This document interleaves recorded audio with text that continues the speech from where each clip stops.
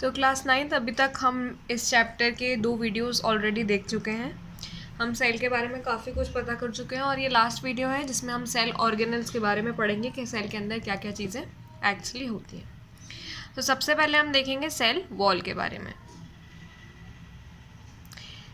Plant cell in addition to the plasma membrane have another rigid outer covering called the cell wall। यानी जो plant cell होते हैं उनके पास plasma membrane के अलावा एक और बाहर की टाइट कवरिंग होती है जिसे सेल वॉल बोला जाता है, जो काफ़ी स्ट्रॉन्ग होती है। ये प्लाज्मा मेम्ब्रेन के बाहर होती है और ये मेनली सेल्यूलोज की बनी होती है। Cellulose is a complex substance and provide structural strength to the plant. यानी सेल्यूलोज जो होता है कॉम्प्लेक्स टफ सब्सटेंस होता है जो प्लांट को स्ट्रेंथ प्रोवाइड करता है, और सिर्फ ऐसे ही नहीं, structural strength. When a living plant cell loses water through osmosis, there is shrinkage or contraction of contents of cell away from the cell wall। यानी जब भी कोई लिविंग प्लांट सेल पानी को लूज करता है ऑस्मोसिस की प्रोसेस से, वहाँ पर एक श्रिंकेज होता है, यानी जो सेल होता है वो सिकुड़ जाता है और जो भी उसके कंटेंट होते हैं वो कॉन्ट्रैक्ट हो जाते हैं। इस फिनोमिना को हम बोलते हैं प्लाज्मोलाइसिस। ये एक एक्टिविटी नीचे दी है जिससे आपको समझ में आ जाएगा। तो इस एक्टिविटी से ये पता चलता है कि जो सिर्फ लिविंग सेल्स होते हैं, डेड सेल्स नहीं होते हैं, यानी सिर्फ लिविंग सेल पानी को एब्जॉर्ब कर सकते हैं। सिर्फ लिविंग सेल पानी को एब्जॉर्ब कर सकते हैं, डेड सेल का कुछ भी काम नहीं होता है। Cell wall permits the cell of plant, fungi and bacteria to withstand very dilute, hypotonic external media without bursting। यानी सेल वॉल जो रहती है वो प्लांट सेल, फंगी, बैक्टीरिया, इन सबको बहुत हाइपोटोनिक सॉल्यूशन में भी फटने से बचाती है कि सेल जो है वो एकदम फटता नहीं है।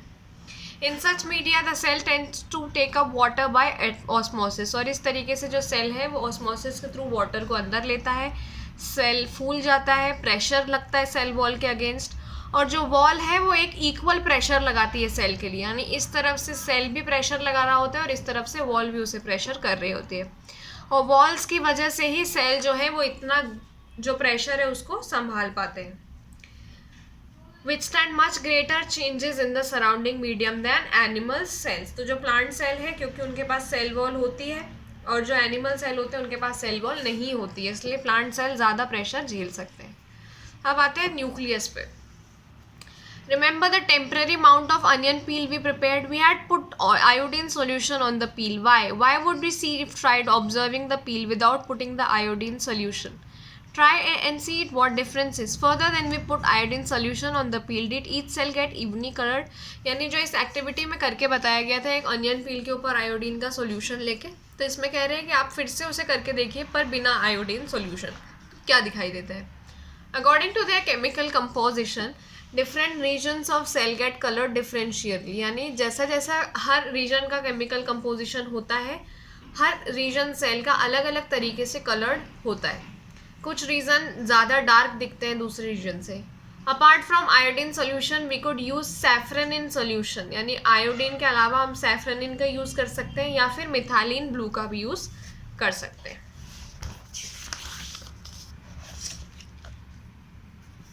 The nucleus has a double layer covering called nuclear membrane. यानी न्यूक्लियस के पास एक डबल लेयर कवरिंग होती है जिसे न्यूक्लियर मेम्ब्रेन बोला जाता है। न्यूक्लियर मेम्ब्रेन के छोटे छोटे पोर्स जैसे होते हैं छेद, जो अलाउ करते हैं transfer of material from inside the nucleus to its outside, that is to the cytoplasm. यानी न्यूक्लियस से निकल के साइटोप्लाज्म में जाने देते हैं। न्यूक्लियस में क्या क्या होता है? Chromosomes which are visible at rod shaped structure only when the cell is about to divide. यानी सिर्फ जब सेल डिवाइड होने वाला होता है तब क्रोमोसोम हमें रॉड शेप स्ट्रक्चर के जैसा दिखाई देता है। The nucleus contains chromosome which are visible at rod shape structure. ठीक है, जब सेल डिवाइड होता है तो ये रॉड शेप में हमें दिखाई देते हैं। Chromosome contains information to inherit characters from parents to the next generation in the form of DNA, deoxyribonucleic acid molecules. यानी क्रोमोसोम्स के पास सारी इन्फॉर्मेशन होती है जो पेरेंट्स से अगली जनरेशन को मिलने वाली होती है। किसके फॉर्म में? डीएनए मॉलिक्यूल्स के फॉर्म में। क्रोमोसोम्स डीएनए और प्रोटीन के बने होते हैं। DNA molecules contain the information necessary for constructing and organising cells. यानी जो डीएनए मॉलिक्यूल होते हैं वो इंफॉर्मेशन कंटेन करते हैं जो कंस्ट्रक्ट करती है और ऑर्गेनाइज करती है सेल को। फंक्शनल सेगमेंट ऑफ डीएनए को हम बोलते हैं जीन्स। ठीक है, in a cell which is not dividing this DNA is present as a part of chromatin material. और अगर कोई सेल है जो डिवाइड नहीं हो रहा है तो डीएनए क्रोमेटिन मटेरियल के जैसे प्रेजेंट होता है। क्रोमेटिन मटेरियल विजिबल होता है, मतलब हमें दिखता रहता है, किस तरीके से, एक उलझे हुए थ्रेड के जैसा दिखाई देता है। Whenever the cell is about to divide, chromatin material gets organized into chromosomes. तो जब भी सेल डिवाइड होने वाला होता है तो जो क्रोमैटिन मटेरियल है वो ऑर्गेनाइज होकर क्रोमोसोम्स बना लेता है। The nucleus plays a central role in cellular reproduction, यानी न्यूक्लियस का बहुत इंपॉर्टेंट पार्ट होता है। The process by which a single cell divides and form 2 new cells. इस प्रोसेस से सिंगल सेल डिवाइड होता है, 2 नए सेल बना लेता है। ये इन्वायरमेंट के साथ साथ क्रूशियल रोल प्ले करता है in determining the way the cell will develop and what form it will exhibit at maturity, यानी जो मेच्योरिटी आने पर क्या फॉर्म में कन्वर्ट होगा सेल, उसकी केमिकल एक्टिविटीज़ को डायरेक्ट करता है ये। In some organisms like bacteria the nuclear region of cell may be poorly defined due to absence of nuclear membrane. कुछ ऑर्गेनिज्म जैसे बैक्टीरिया वगैरह में न्यूक्लियर रीजन अच्छे से डिफाइंड नहीं होता है क्योंकि न्यूक्लियर मेम्ब्रेन नहीं होती है। Such an undefined nuclear region containing only nucleic acid is called nucleoid। उसे न्यूक्लियोइड बोलते हैं, ऐसा अनडिफाइंड न्यूक्लियर रीजन जिसमें सिर्फ न्यूक्लिक एसिड्स होते हैं। और ऐसे ऑर्गेनिज्म जिनके पास न्यूक्लियर मेम्ब्रेन नहीं होती है उन्हें हम कहते हैं प्रोकैरियोट्स, और ऐसे ऑर्गेनिज्म जिनके पास न्यूक्लियर मेम्ब्रेन होती है उन्हें हम कहते हैं यूकैरियोट्स। प्रोकैरियोटिक सेल के पास बाकी सारे कुछ इंपॉर्टेंट ऑर्गेनेल्स भी नहीं होते हैं जो प्रोकैरियोटिक के पास होते हैं। बहुत सारे ऑर्गेनेल्स जो रहते हैं वो पुअरली ऑर्गेनाइज्ड पार्ट दिखाई देते हैं हमें। Chlorophyll in photosynthetic prokaryotic bacteria is associated with membranes vesicle, यानी बैग लाइक स्ट्रक्चर, लेकिन प्लास्टिड नहीं दिखते हैं जैसे यूकैरियोटिक सेल में होते हैं। अब हम आए अगर साइटोप्लाज्म पे, when we look at the temporary mounts of onion peels as well as human cheek cell, we can see a large region of each cell enclosed by cell membrane। जब भी हम टेम्पररी माउंट्स कुछ भी slide देखते हैं तो उसमें बहुत सारे सेल मेम्ब्रेन से एनक्लोज सेल दिखते हैं। ये रीजन बहुत कम स्टेनिंग करता है और इससे हम साइटोप्लाज्म बोलते हैं। साइटोप्लाज्म फ्लूइड कंटेंट होता है प्लाज्मा मेम्ब्रेन के अंदर का, जिसमें बहुत सारे स्पेशलाइज सेल ऑर्गेनेल्स होते हैं और हर ऑर्गेनेल का एक स्पेसिफिक फंक्शन होता है। Cell organelles are enclosed to membrane. In prokaryotic, beside the absence of defined nuclear region, the membrane-bound cell organelle are also absent। यानी जिस भी सेल ऑर्गेनेल में मेम्ब्रेन होती है वो सब इसमें एब्सेंट होते हैं, जबकि यूकैरियोटिक सेल्स के पास न्यूक्लियर मेम्ब्रेन भी होती है और मेम्ब्रेन इनक्लोज्ड ऑर्गेनेल्स भी होते हैं। The significance of membrane can be illustrated with example of viruses। यानी वायरसेस के पास कोई सी भी मेम्ब्रेन नहीं होती है, इसलिए ये कोई भी कैरेक्टरिस्टिक लाइफ के नहीं दिखा पाते हैं जब तक ये किसी लिविंग बॉडी के अंदर एंट्री नहीं कर लेते हैं और उसकी मशीनरी को यूज़ करते हैं मल्टीप्लाई करने के लिए। ये गैप्स फिल करना है आपको प्रोकैरियोटिक और इसके बीच में, जो आप पीछे से पढ़कर करना। सेल ऑर्गेनेल्स के बारे में देखेंगे हम। Every cell has a membrane around it to keep its own content separate from the external environment, यानी सारे सेल के पास में मेम्ब्रेन्स होती हैं जो उन्हें बाहर के इन्वायरमेंट और अपने इंटरनल इन्वायरमेंट को अलग अलग करने में हेल्प करती है। Large and complex cells including cells from multicellular organism need a lot of chemical activities to support their complex structure and function. To keep these activities of different kinds separate from each other, these cells use membrane-bound little structures within themselves. This is one of the features of eukaryotic cell that distinguish them from prokaryotic cell. Some of these organelles are visible only with an electron microscope। और इसीलिए जो बड़े cells होते हैं जिनके पास अलग अलग functions होते हैं वो membrane-bound organelles को रखते हैं। अब हम पढ़ेंगे उन membrane-bound organelles के बारे में आगे, जिसमें सबसे पहले आता है एंडोप्लाज्मिक रेटिकुलम। ये एक लार्ज नेटवर्क है membrane-bound ट्यूब्स और शीट्स का, और बहुत लॉन्ग ट्यूब्स और राउंड ऑब्लोंग बैग्स जिसे वेसाइकल कहा जाता है इसमें मिलते हैं। ईआर मेम्ब्रेन सिमिलर होती है स्ट्रक्चर में प्लाज्मा मेम्ब्रेन के जैसे, और ये 2 टाइप की होती है, RER यानी रफ एंडोप्लाज्मिक रेटिकुलम और SER यानी smooth endoplasmic reticulum. RER rough लिखती है under a microscope because it has particles called ribosomes attach to its surface, यानी जो मेम्ब्रेन का सरफेस होता है उसके ऊपर राइबोसोम्स इस तरीके से अटैच हो जाते हैं, तो ये बाहर से दिखने में रफ होती है और इसे हम नाम देते हैं RER यानी रफ। और जो स्मूथ होती है वो सिर्फ प्लेन होती है, उसके ऊपर कुछ भी अटैचमेंट नहीं होता है। The ribosomes which are present in all active cells are the sites of protein manufacture, यानी ribosomes प्रोटीन मैन्युफैक्चरिंग का काम करते हैं, और जो मैन्युफैक्चर्ड प्रोटीन होता है वो बहुत सारी जगहों में जाता है सेल में उनकी नीड्स के डिपेंडिंग। स्मूथ ईआर का काम होता है मैन्युफैक्चर ऑफ फैट मॉलिक्यूल्स और lipid, important for sale functions. कुछ इनमें से प्रोटीन और लिपिड सेल मेम्ब्रेन बनाने में भी हेल्प करते हैं, जिसे हम बोलते हैं मेम्ब्रेन बायोजेनेसिस। कुछ अदर प्रोटीन और लिपिड फंक्शन करते हैं एंजाइम्स और हॉर्मोन्स के जैसे। Although the ER varies greatly in appearance in different cell, it always forms a network system. Thus, one function of the ER is to serve as a channel for transport of material between various regions of the cytoplasm or between the cytoplasm and the nucleus। यानी एक function इसका material transport करने का हुआ, और इसका एक और फंक्शन होता है ये साइटोप्लाज्मिक फ्रेमवर्क प्रोवाइड करवाता है by providing a surface for some of the biochemical activities in the liver cells of group of animal called vertebrates। यानी कुछ बायोकेमिकल एक्टिविटीज़ को जगह देता है। ये बहुत क्रूशियस रोल प्ले करता है बहुत सारे ड्रग्स के पॉइजन्स को डिटॉक्सिफाई करने में। फिर Golgi apparatus was first described by Camillo Golgi, consist of system of membrane bound vesicle, यानी ऐसे फ्लैट सैक्स जैसे बने होते हैं मेम्ब्रेन बाउंड, जिन्हें सबसे पहले कैमिलो गोल्गी ने डिस्क्राइब करा था, और उनके नाम पर हमने इसे गोल्गी अपैरेटस बोला है। पैरेलल रहते हैं एक दूसरे के और इन स्टैक्स में जमा होते हैं, जिसे हम कहते हैं सिस्टर्न्स। These membrane often have connections with the membranous of ER, therefore constitute another portion of complex cellular membrane system. The material synthesized near ER is packaged and dispatched to various targets inside and outside the cell through the Golgi apparatus। यानी जो भी material synthesise होता है वो अलग अलग targets तक जाता है गोल्गी अपैरेटस के थ्रू। इसका फंक्शन होता है स्टोरेज करना, मॉडिफिकेशन करना और प्रोडक्ट्स की पैकेजिंग करना।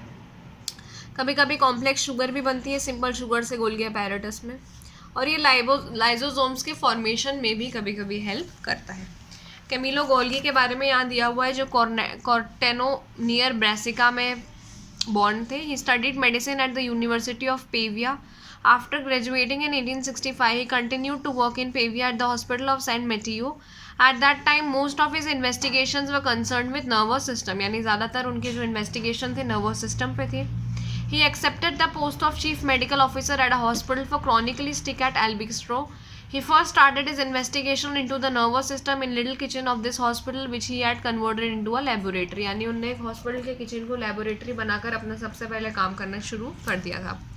However, the greatest work which Golgi carried was revolutionary methods of staining individual nerve and cell structure, जिन्हें ब्लैक रिएक्शन मेथड नाम दिया गया था। ये सॉल्यूशन यूज़ करते थे चीज़ों से मतलब इंडिविजुअल नर्व और सेल स्ट्रक्चर को स्टेन करके देखा करते थे, और इन्हें बहुत ज़्यादा हाई ऑनर मिला है। इनको 1906 में नोबेल प्राइज़ भी मिला था स्ट्रक्चर ऑफ नर्वस सिस्टम पे काम करने के लिए। लाइजोसोम्स स्ट्रक्चरली लाइजोसोम्स मेम्ब्रेन ब्राउन सैक्स होते हैं जो डाइजेस्टिव एंजाइम से भरे हुए होते हैं। ये एंजाइम रफ एंडोप्लाज्मिक रेटिकुलम से बनती हैं। Lysozymes are a kind of waste disposal system of the cell, यानी कि ये जितने भी फॉरेन मटेरियल या थके हुए सेल्स या ऐसे सेल्स जिनका लाइफ साइकिल कंप्लीट हो चुका है उसे ख़त्म करते हैं, डाइजेस्ट कर लेते हैं। जो भी फॉरेन मटेरियल आता है ये उसे भी ख़त्म कर देते हैं, और ऐसा इसलिए कर पाते हैं क्योंकि इनके अंदर पावरफुल डाइजेस्टिव एंजाइम्स होती है जो जितने भी ऑर्गेनिक मटेरियल है उसे ब्रेक डाउन करने में हेल्प करती है। During the disturbances in cellular metabolism, for example when the cell gets damaged, lysozymes may burst and the enzyme digest their own cell. Lysozyme फट जाता है और एंजाइम अपने खुद के सेल्स को भी डाइजेस्ट कर सकती है, और इसलिए लाइजोसोम्स को हम सुसाइडल बैग्स भी बोलते हैं। Mitochondria are known as the power house of the cell. Mitochondria के पास 2 मेम्ब्रेन से कवर्ड होता है, यानी डबल मेम्ब्रेनस होता है। कुछ ही स्ट्रक्चर्स होते हैं जो डबल मेम्ब्रेनस होते हैं। आउटर मेम्ब्रेन पोरस होती है, इनर मेम्ब्रेन डीपली फोल्डेड होती है। ये फोल्ड्स सरफेस एरिया बढ़ाते हैं एटीपी के लिए। एटीपी यानी एडिनोसिन ट्राइफॉस्फेट, जो एनर्जी रिक्वायर्ड होती है केमिकल एक्टिविटीज़ के लिए हमारी लाइफ में, वो माइटोकॉन्ड्रिया में बनती है इन the form of ATP. ATP को हम बॉडी की एनर्जी करेंसी भी बोलते हैं, और बॉडी इसको यूज़ करती है अपने मैकेनिकल वर्क में। और माइटोकॉन्ड्रिया थोड़े स्ट्रेंज होते हैं क्योंकि इनका खुद का डीएनए होता है, खुद का राइबोसोम्स होता है, और ये अपने खुद के प्रोटीन बना सकते हैं। प्लास्टिड्स सिर्फ प्लांट सेल्स में मिलते हैं। 2 टाइप के प्लास्टिड्स होते हैं, क्रोमोप्लास्ट जो कलर्ड होते हैं और ल्यूकोप्लास्ट जो वाइट होते हैं या कलरलेस होते हैं। क्रोमोप्लास्ट के पास पिगमेंट होता है क्लोरोफिल, जिसे क्लोरोप्लास्ट भी कहा जाता है। Chloroplast are important for photosynthesis in plants. Chloroplast also contains various yellow और orange pigment in addition to chlorophyll, इसके साथ साथ इनके पास और भी पिगमेंट्स होते हैं। ल्यूकोप्लास्ट प्राइमरी ऑर्गेनेल्स होते हैं जिनमें स्टार्च, ऑयल और प्रोटीन ग्रैन्यूल स्टोर्ड होते हैं। इंटरनल ऑर्गेनाइजेशन क्लोरोप्लास्ट का बहुत सारी मेम्ब्रेन्स से जुड़ा हुआ होता है जिन्हें स्ट्रोमा बोला जाता है। ये माइटोकॉन्ड्रिया से सिमिलर होती है एक्सटर्नल स्ट्रक्चर में, और माइटोकॉन्ड्रिया के ही जैसे प्लास्टिड के पास भी उनका खुद का डीएनए और राइबोसोम्स होता है। ये याद रखने वाली चीज़ है कि ये सिर्फ प्लांट सेल में हमको मिलते हैं। Vacuoles are storage sac for solid और liquid contents. Vacuole small size के होते हैं एनिमल साइज में, लेकिन प्लांट सेल में ये बहुत बड़े बड़े दिखाई देते हैं। कुछ प्लांट सेल में तो 90% सिर्फ वैक्यूल्स ही दिखाई देते हैं। In plant cells vacuoles are full of cell sap, turgidity provide करते हैं, यानी सेल को रिजिड यानी टाइट रहने में हेल्प करते हैं। Many substances of importance in life of plant cell are stored in vacuoles. बहुत सारे सब्सटेंसेज वैक्यूल में रहते हैं, जैसे अमीनो एसिड, शुगर, बहुत सारे ऑर्गेनिक एसिड्स, कुछ प्रोटीन। सिंगल सेल ऑर्गेनिज्म जैसे amoeba fat food vacuole contain the food item that amoeba has consume. In some unicellular organisms, specialized vacuole also play important role in expelling excess water and some waste from the cell. ये कुछ questions हैं जो आप पढ़ के एक बार solve करने की कोशिश करना। Each cell thus acquires its structure and ability to function because of the organization of its membrane and organelle in specific way. यानी इन membranes की वजह से इन cells को अपना structure मिलता है और अपना function पूरा करने को मिलता है। Cell thus has a basic structural organization. This helps the cell to perform functions like respiration, obtaining nutrition and clearing of waste material or forming new proteins. ठीक है, तो इन सारे functions के लिए ज़रूरी है कि सेल के अंदर के ऑर्गेनेल्स अच्छे हों। इसीलिए सेल को fundamental structural unit of living organism कहा जाता है और इसे basic functional unit of life भी कहा जाता है। Cell division, new cells formed in organism in order to grow or to replace old dead or injured cell and to form gametes required for reproduction। यानी नए cells continuously बनते रहते हैं और जिस प्रोसेस से ये बनते हैं उसे हम सेल डिवीजन बोलते हैं। दो टाइप के सेल डिवीजन होते हैं, माइटोसिस और meiosis. Process of cell division by which most cell divide for growth is called mitosis, यानी ज़्यादातर सेल इसी से ग्रो करते हैं। इस प्रोसेस में हर सेल ग्रो करता है मदर सेल में और दो आइडेंटिकल सेल्स बना लेता है, जैसा कि इस प्रोसेस में हो रहा है। ये एक सेल था, इसने डिवाइड होकर दो सेल बना लिए। डॉटर सेल के अंदर सेम नंबर ऑफ क्रोमोसोम रहते हैं और ये ग्रोथ और रिपेयर ऑफ टिश्यू में हेल्प करता है। कुछ सेल्स होते हैं जो रिप्रोडक्टिव ऑर्गन्स के या टिश्यूज़ इन एनिमल्स, प्लांट एनिमल के, जो फर्टिलाइजेशन के बाद डिवाइड करते हैं। ये थोड़ा अलग प्रोसेस से डिवाइड करते हैं जिसे हम कहते हैं मियोसिस, जिसमें दो कंसेक्यूटिव डिविजन्स होते हैं, यानी कि पहले सेल डिवाइड करता है फिर डिवाइडेड सेल दो बार और डिवाइड करता है, यानी इसमें टोटल 4 नंबर बनते हैं सेल के, 4 न्यू सेल्स इसमें बनते हैं। माइटोसिस में सिर्फ 2 बन रहे थे और इसमें 4 बनते हैं, लेकिन बने हुए में हाफ नंबर ऑफ क्रोमोसोम रह जाता है मदर सेल का, क्योंकि ये ऑलरेडी डिवाइड हो गए तो इनमें नंबर रिड्यूस्ड हो जाता है, हाफ हो जाता है इसमें नंबर।